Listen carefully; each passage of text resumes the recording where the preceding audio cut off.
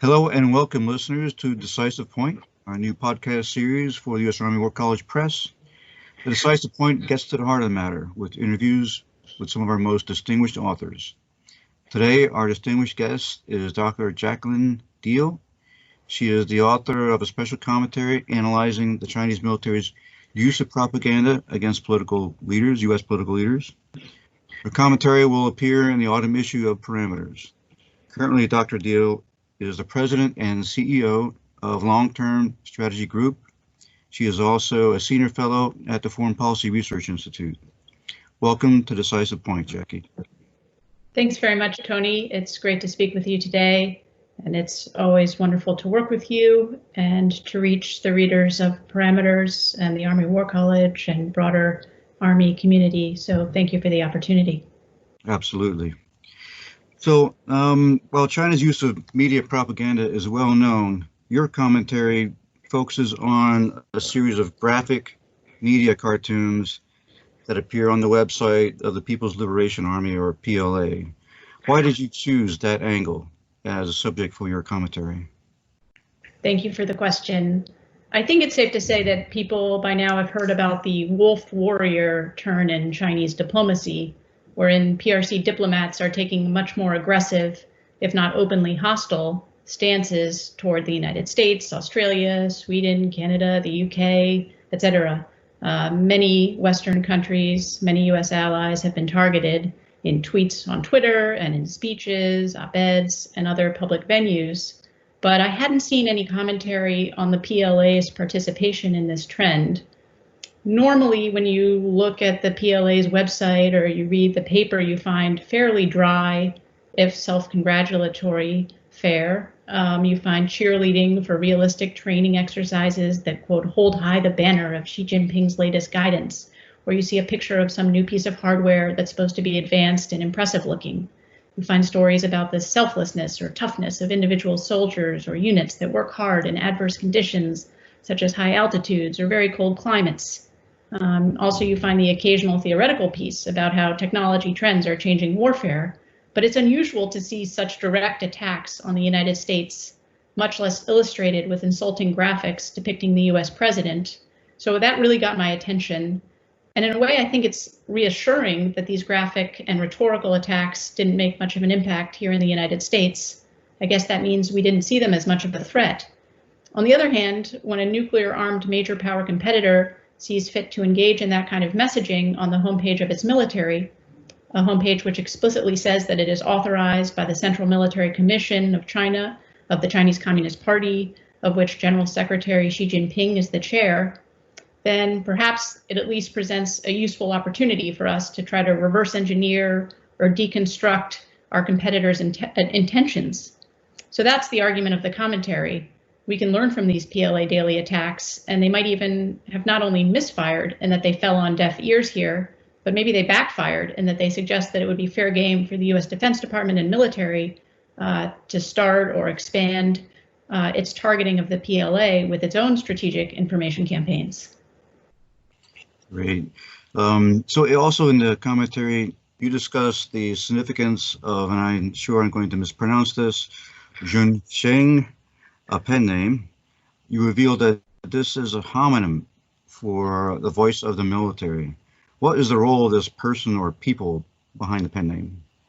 Well, pen names, pseudonyms, and homophones for terms such as voice of China or voice of the military seem to be used in official PRC media outlets to signal that the author of a piece is a writing team from a particular organ of the party state, likely associated with the body that is in charge of the outlet in which the piece appears. So for the PLA Daily, that would be the Central Military Commission. Pen names go back a long way in modern China. 100 years ago, the people would go on to found the Chinese Communist Party before the party had officially even been formed. The original Chinese communists wrote under pen names in the late 19-teens and early 1920s. And in the Cultural Revolution from the mid-60s through the mid-70s, which is obviously a period of intense factional strife, these pen names were used to represent the views of particular factions. One theory is that the pen names are meant at once to facilitate or convey factional points of view, and at the same time conceal the contours of debates from broader public view, because only the party insiders or elites know which people or bodies are associated with particular pen names and opinions being expressed.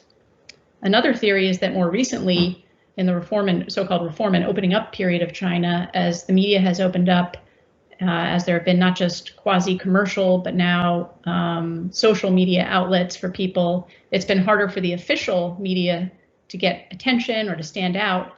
And so again, one theory is that the official outlets use these pen names to say, this is not some run-of-the-mill article or boilerplate propaganda. This is, in quotes, someone or some important group talking, or this is an especially important message. And the two academic studies of this topic of pen names, homophones, that exist in English that I cite in the commentary, one is from China Quarterly in 2013 and another is from Asia Policy in 2018. They conclude that these homophonous pen names are authoritative. They seem to have more staying power, in fact, these days, because in the Cultural Revolution period, they were just used for short periods, whereas now the pen names are sticking around for years. As for Junsheng, the name, Junsheng is the pen name byline whose late May PLA Daily series I analyze in the commentary. That pen name first appeared at the beginning of January 2017, 1 January 2017, and it seems to correspond to a pen name in the CCP's official flagship newspaper, the People's Daily. So it might be the PLA Daily equivalent of the People's Daily pen name that's similar. So the Junsheng is voice of the military. It's a homophone for voice of the military, and the People's Daily one is a homophone for voice of China. It's also a homophone for ring the alarm bell or sound the alarm bell. So that's interesting. The initial column that introduced this pen name said, at the beginning of the new year, we are introducing a new byline to readers. We will slowly unfold a global map to analyze hotspots and points to look out for from the perspective of PRC soldiers. We will focus on the wave of world military reforms, etc. We will send a frank and sincere voice to the world. In the international discourse system, there will always be some stubborn and even paranoid, absurd murmurs, which are difficult to remove and change. What we will do is to further declare and clarify the firm will to maintain peace. So that's kind of the purpose or mission statement of this homophone pen name. The message seems to be about international issues and to speak to or compete in the so-called international discourse system. And yet the point about being from the perspective of PRC soldiers is interesting, because one of the early Junsheng pieces from 2017 sends good wishes to Chinese soldiers who are abroad during the Chinese New Year. And that piece mentions PLA participation in peace forces in Mali, anti-piracy operations in the Gulf of Aden, and in foreign medical aid to Zambia. So perhaps to the extent that this pen name is involved in an internal debate, it's over the extent and utility of having the PLA stationed overseas. Recall that 2017 is also the year that the first official PLA overseas support facility or naval base was opened in Djibouti.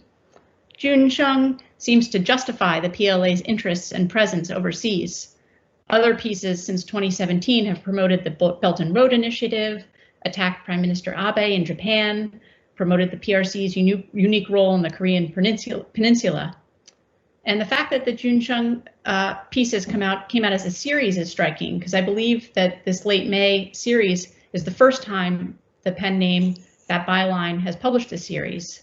As I write in the commentary, each article in the series appears to have a different theme or point of attack on the US response to COVID-19, but there's a common thread.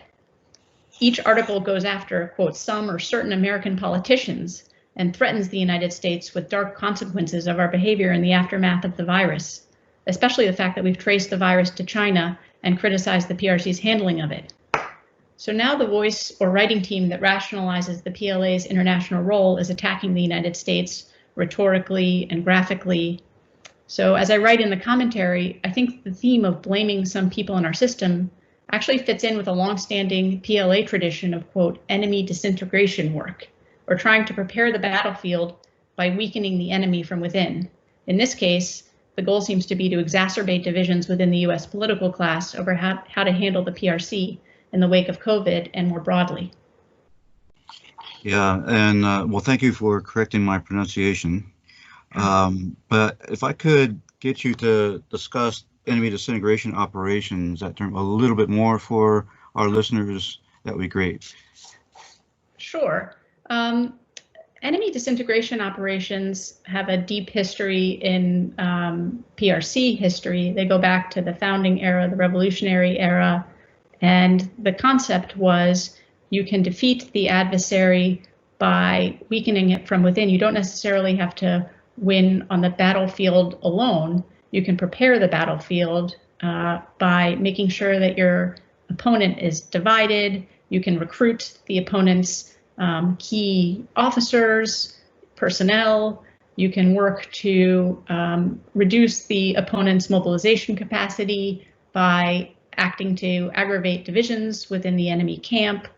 There's a number of steps that you can take in, I guess, what we would call phase 0 that actually make it more likely that you'll prevail if and when it comes to fighting.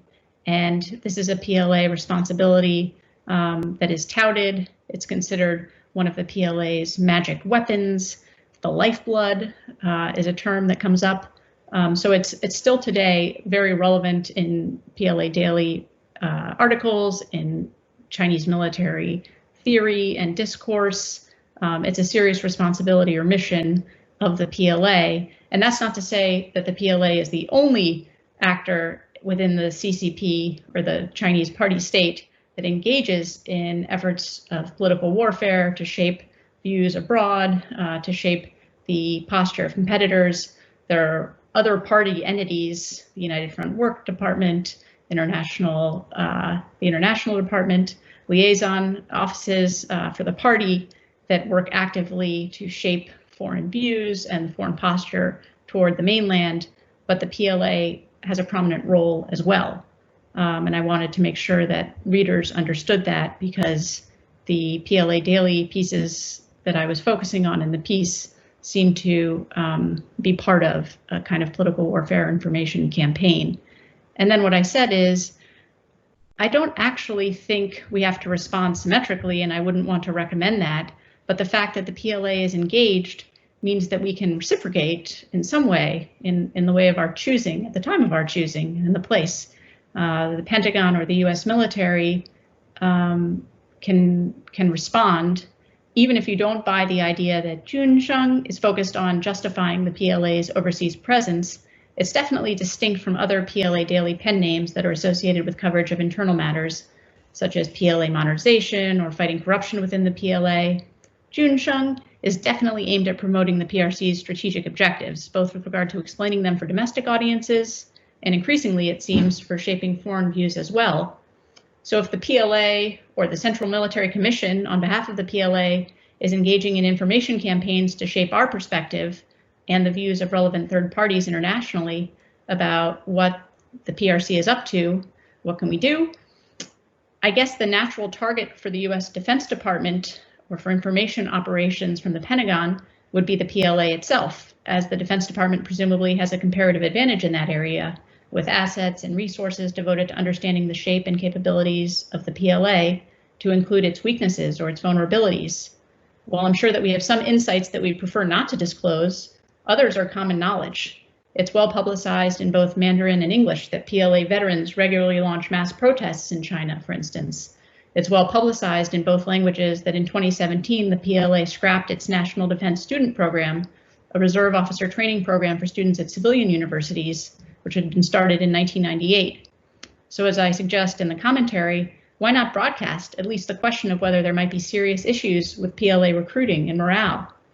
We're already accused all the time by the CCP of trying to quote unquote westernize and divide the PRC from within.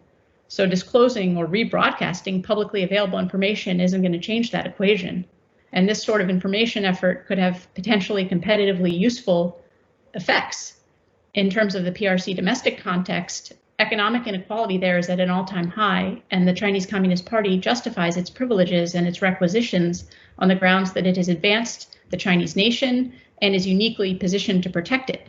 So if we highlight big problems or weaknesses with the PLA, that would signal to the CCP that for all their bluster, the United States isn't intimidated. Also, the Chinese people have a right to know that their suffering and sacrifices at the hands of a rapacious, repressive party state have been in vain or for naught. And that could lead to questions or recriminations that would frankly be justified. Finally, the disclosures would also signal to relevant third parties that the U.S. military retains its edge and, just as important, its confidence and its resolve. Just to underscore, this wouldn't have to involve disclosures based on any kind of sensitive sources of information. There's plenty of material out in the open in Mandarin and in the work of journalists and PLA watchers in allied countries, as well as in our own country in the United States. So it would just be a question of picking up on and maybe amplifying those data sources with a competitive mindset or to achieve competitive effects for the US. Yeah, that's very, very interesting. Unfortunately, I think we're just about out of time now. But Jackie, thank you for sharing your insights with us today. It's been a pleasure, as always. And I know our listeners will find your special commentary very engaging.